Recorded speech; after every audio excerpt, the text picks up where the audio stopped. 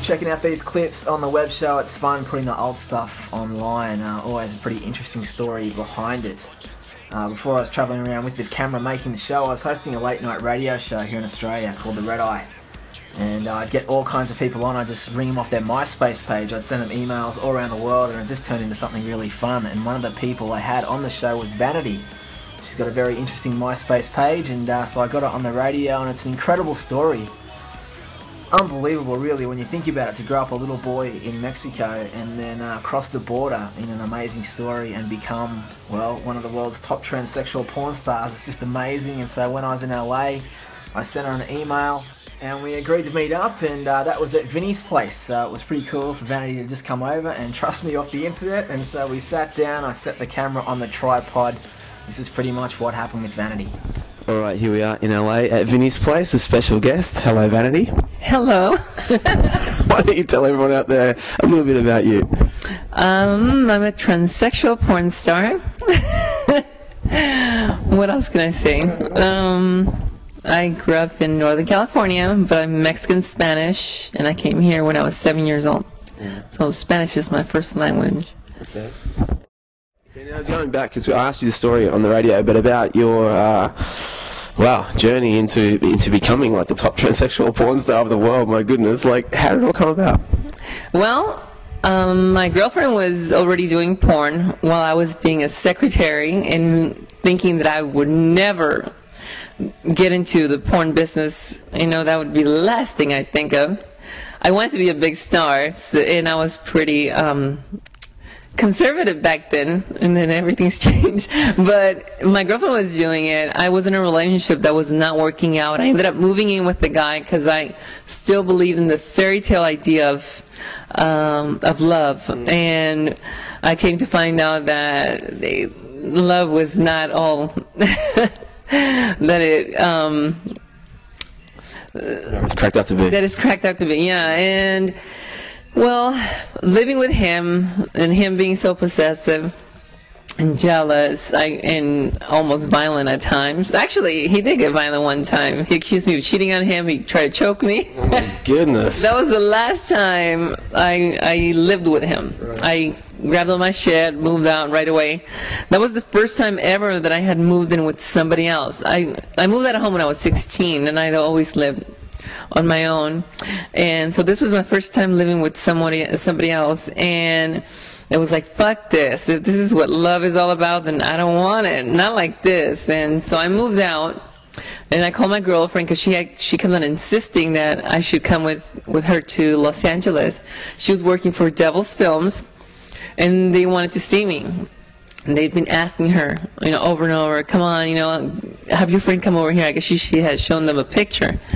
And then finally, okay, I said, okay, let's go to LA. I need money. Because I had left my job as a secretary to live, you know, when I moved in with that guy, because he was so jealous he didn't want me to work anymore. So that's what ended up happening. I didn't even have a job or anything, and then now I didn't even have a home. So staying with my girlfriend, I was like, fuck that, let's go to LA. So right away I was like, I'm going to go there, and I'm going to, like, you know, say I want this and I want that, and they're not going to give it to me, and that'll be it, right? So I came here, and I was like, well, I want a contract, and I want this much money, and they were like, okay, okay. I was like, fuck, okay.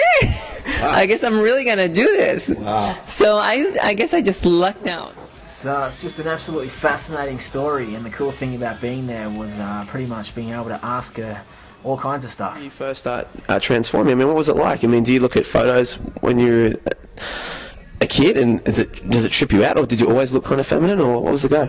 I always looked kind of feminine. I used to get teased a lot in school because I had a high voice, and my mannerisms were always feminine, and I was one of those, you know, good kids that always went to, you know, I don't understand, like if somebody would say to me, you know, oh, you're a fag because you talk like a girl or something, and I'd be like, why? Why are you mean to me, right? Ridiculous like that, you know? Yeah. And so I was just one of those kids that I never understood it really, because I would stand up for myself and I'd be like, I'm not trying to talk like a girl, you know. I'm a boy because I have a penis, right? Even though I felt like a girl, I knew that I wasn't allowed to feel the way I feel. I remember when I was 5 years old, paging through a magazine, like a GQ magazine in Mexico, and realizing that I was attracted to these men in it. And I remember we were looking through it with my brothers, and I said, oh, this guy is handsome. They said, you're not supposed to say that. And I said, well, what am I supposed to say? And they're like, and I said, well, okay, well, then he's pretty. And they're like, you're not supposed to say that either. And I was like, what am I supposed to say? They're like, nothing. And I remember my brother Robert grabbed the magazine and threw it against the wall, and he got pissed off. And I was like, okay. I realized that I wasn't allowed to feel what I felt. And even, much less talk about it. So I just kept it all in.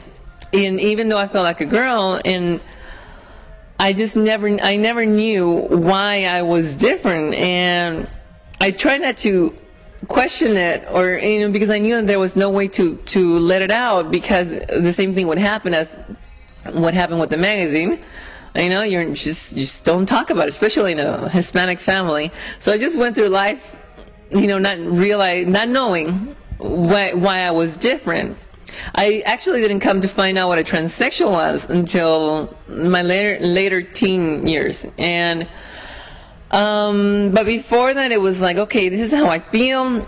I'm just gonna do it, like in the closet, behind closed doors. And yet, at the same time, I remember I used to do my mom's makeup, and I used to do, her hair and the whole thing. And my sisters, I remember when I was a kid, they would dress me up. I don't know why. Maybe they just saw the femininity in me. I remember my sister Alicia, she used to always, put makeup on me. And I was like her, like human doll, She would take me everywhere. I was like her favorite.